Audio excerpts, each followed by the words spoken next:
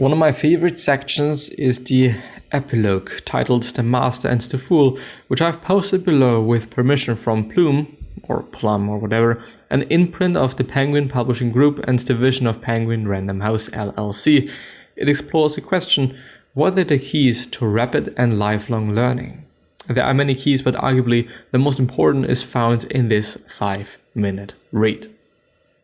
The Master and the Fool.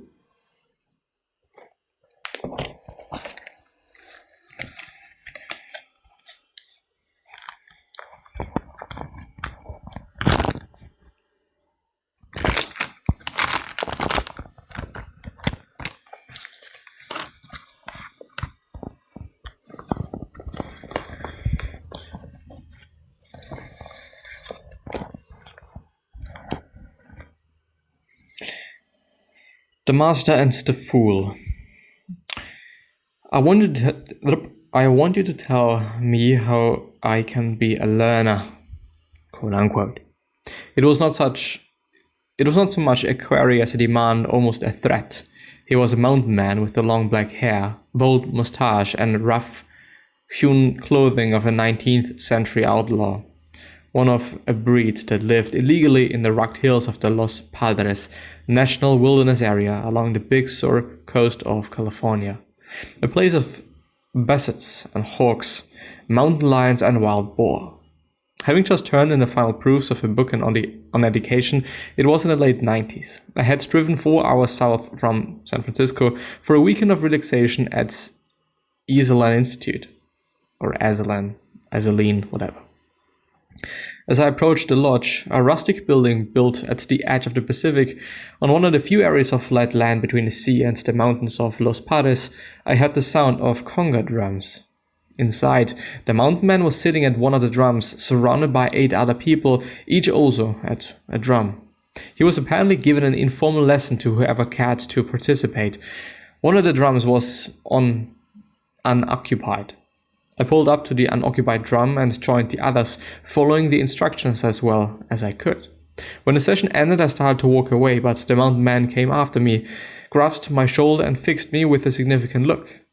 "Man," he said, "you are a learner." I stood there speechless. I'd never met this person, and he certainly had no idea I had just finished a book about learning. My conservative city garb had probably led him to think that I was a complete novice at the conga drum, the instrument of choice of the counterculture. And thus, he must have been impressed by my seemingly rapid progress. Still, I was so pleased by his words that I didn't inform him I had played before. He produced me to tell me that he was a sculptor who worked metal with an acetylene torch, whatever, and that he was badly stuck and had been for a year. He was no longer a learner.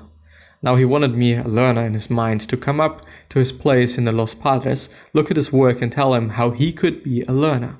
He was living right away and I could follow him in my car if I wished.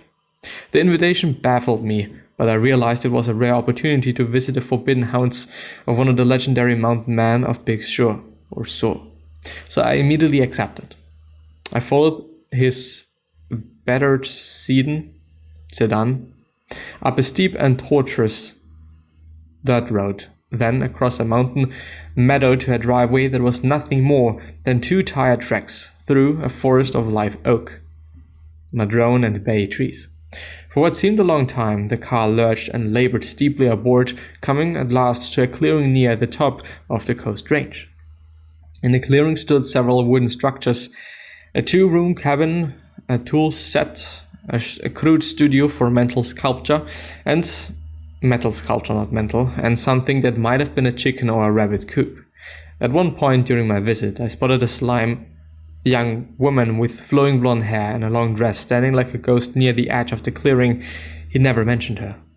The mountain man showed me into a sturdily built cabin with a large front window looking 4,000 feet down the Pacific, now shining like a sheet of metal in the late afternoon sun. We sat and made disjointed conversation for a while. I found myself somewhat disoriented. but for the presence of several conga drums, we might have been sitting in an early 19th century prisoner's cabin. It was all like a dream. The unlikely invitation, the rug drive, the mysterious woman, the expansive gleam of the ocean through the trees. When the mountain man announced that we would now go and look at his work so that I could tell him how to be a learner, I dumbly followed him out, having no idea of what I could possibly say that would be of any use to him. He walked me through his sculpture chronologically, showing me the point at which he had lost his creative spark, had stopped being a learner. When he finished, he fixed me with his eyes and repeated his question one more time. Tell me, how can I be a learner? My mind went absolutely blank and I heard myself saying, it's simple. To be a learner, you have got to be willing to be a fool. The mountain man nodded thoughtfully and said, thanks. There were a few more words after which I got into my car and went back down the mountain. Several years were to pass before I considered the possibility that my answer was anything more than a part of one of those slightly bizarre, easily forgotten 60s episodes. Still, the time did come when ideas from other places, all sorts of ideas, began to coalesce around my careless words of advice, and I began to see more than a casual relationship between learning and the willingness to be foolish, between the master and the fool. By fool, to be clear, I don't mean a stupid, unthinking person, but one with the spirit of the medieval fool. The curt jester or yester, the carefree fool in a tarot deck who bears the awesome number 0, signifying the fertile void from which all creations spring, the state of emptiness that allows new things to come into being. The theme of emptiness as a precondition to significant learning shows up in the familiar tale of the wise man who comes to the Zen master, Oti in his great wisdom, asking how he can become even wiser. The master simply pours tea into the wise man's cup and keeps pouring until the cup runs over and spills all over the wise man, letting him know without words that if one's cup is already full, there is no space in it for anything new. Then there is the question of why young people sometimes learn new things faster than old people, why my teenage daughters, for example, learned the new dance when I didn't. Was it just because they were willing to let themselves be foolish and I was not? Or you might take the case of an 18-month-old infant learning to talk. Imagine the father learning over the crib in which his baby son is engaging in what the behaviorist B.F. Skinner calls the free operant. That is, he's simply babbling various nonsense sounds. Out of his babble comes the syllable da. What happens? Father smiles broadly, jumps up and down with joy and shouts, "Did you hear that?" My son said, "Daddy." Of course he didn't say daddy. Still, nothing is much more rewarding than an 18-month-old infant than to see an adult smiling broadly and jumping up and down. So the behaviorists confirm our common sense by telling us that the probability of the infant uttering the syllable da has now increased slightly. The father continues to be delighted by da, but after a while his enthusiasm begins to wane. Finally, the infant happens to say not da but dada. Once again, father goes slightly crazy with joy, thus increasing the probability that the son will repeat the sound dada. Through such reinforcements and approximations, the toddler finally learns to say daddy quite well. To do so, remember, he not only has been allowed, but has been encouraged to babble, to make mistakes, to engage in approximations, in short, to be a fool. But what if this type of permission had not been granted? Let's rerun the same scene. There is father leaning over the crib of his 18-month-old son. Out of the infant's babble comes the syllable da.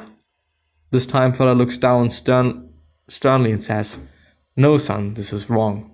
The correct pronunciation is daddy, or dad-dee. Now repeat after me, dad-dee, dad-dee, dad-dee." What would happen under these circumstances? If all of the adults around an infant responded in such a manner, it is quite possible he would never learn to talk. In any case, he would be afflicted with serious speech and psychological difficulties. If this scenario should seem extreme, consider for a moment the learnings in life you have forfeited because your parents, your peers, your school, your society have not allowed you to be playful, free, and foolish in the learning process. How many times have you failed to try something new out of fear of being thought silly? How often have you censored your spontaneity? Or well, whatever. Out of fear of being thought childish? Too bad. Psychologist Abraham Maslow discovered a childlike quality. He called it a second naivety in people who have met an unusually high degree of their potential. Ashley Montaigne or something, Montagu, used the term neoteny from neonate or neonate, meaning newborn, to describe geniuses such as Mozart and Einstein. What we've thrown as foolish in our friends or ourselves, we are likely to smile at as merely eccentric in a world-renowned genius, never stopping to think that the freedom to be foolish might well be one of the keys to the genius's success, or even to something as basic as learning to talk. When Shigeru Kano, the founder of judo, was quite old and close to death, the story goes, he called his students around him and told them he wanted to be buried in his white belt. What a touching story, how humble of the world's highest-ranking judoist in his last days to ask for the emblem of the beginner. But Kano's request, I eventually realized, was less humility than realism. At the moment of death, the ultimate transformation, we are all white belts. And if death makes beginners of us, so does life. Again and again, in the master's secret mirror, even at the moment of highest renown and accomplishments, there is an image of the new student in class, eager for knowledge, willing to play the fool. And for all who walk to the path of mastery, however far the journey has progressed, Kano's request becomes a lingering question, an ever new challenge. Are you willing to wear your white belt? From Mastery by George Leonard, published by Plume, an imprint of blah blah blah blah blah, 1992 by George Leonard. Was an American writer, editor, and educator who wrote extensively about education and human potential. He served as president emeritus of the Esalen Institute, past president of the Association for Humanistic Psychology, and co-founder of Integral Transformative Practice International. And that's been a read. A really, really, really great one. Yeah. See you next time, at least hope. So, bye-bye.